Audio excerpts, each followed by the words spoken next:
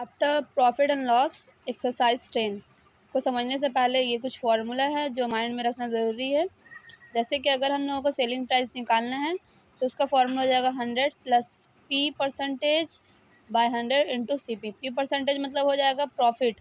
अगर आपका क्वेश्चन में प्रॉफिट हो रहा है तब सेलिंग प्राइस निकालना है तो क्या करेंगे, प्रॉफिट को ऐड कर देंगे। उसी जगह अगर उस क्वेश्चन में लॉस दिया हुआ है तो हम लोगों को सेलिंग प्राइस निकालने के लिए 100 माइनस एल परसेंटेज देना पड़ेगा। ठीक है, प्रॉफिट होगा तो पी परसेंटेज, लॉस होगा तो एल परसेंटेज। उसी तरह अब सीपी निकालना है, मतलब कि कॉस्ट प्राइस अगर निकालना होगा तो जस्ट इसी का अपोजिट कर देंगे फॉर्मूला। एसपी में 100 प्लस पी ऊपर रहेगा और सीपी में 100 प्लस पी नीचे रहेगा अगर प्रॉफिट में अगर आया तो।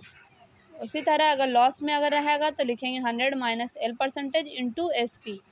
एक चीज़ याद रहे कि अगर हम लोग को एस पी निकालना है तो इंटू करके सी पी लिखते हैं और सी पी निकालना है तो इंटू करके एस पी लिखते हैं। ठीक है, अब देखो, अब हम लोगों को प्रॉफिट निकालना, जाहिर सी बात है हम लोग का प्रॉफिट कब होता है, अगर कोई भी चीज़ कम दाम में खरीद के ज़्यादा दाम में बेचे तो बेचने को क्या बोला जाता है, सेलिंग प्राइस बोला जाता है। तो इसीलिए हम लोग क्या करेंगे, selling price minus cost price करेंगे, ताकि अगर कोई चीज़ 10 रुपये में खरीदे हो और 15 रुपये में बेचेंगे तो हम लोग कितना फ़ायदा होगा, 5 रुपये होगा, इसीलिए 15 में से 10 घटा देंगे। ठीक है, प्रॉफिट का फॉर्मूला हो जाएगा S P minus C P.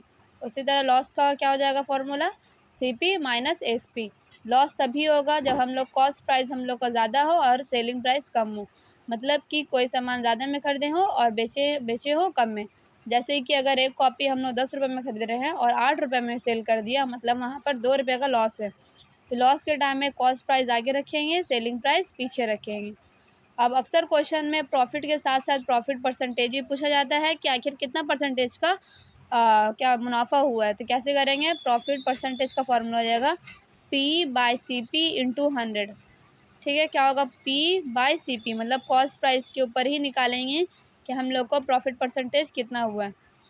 अब मार्केट प्राइस में क्या होता है कि मार्केट में जब कुछ लेने जाते हैं तो दुकानदार हम लोगों को डिस्काउंट करके दे देता है, इसलिए इसका फॉर्मूला क्या हो जाएगा, 100 by 100 minus discount percentage into S P.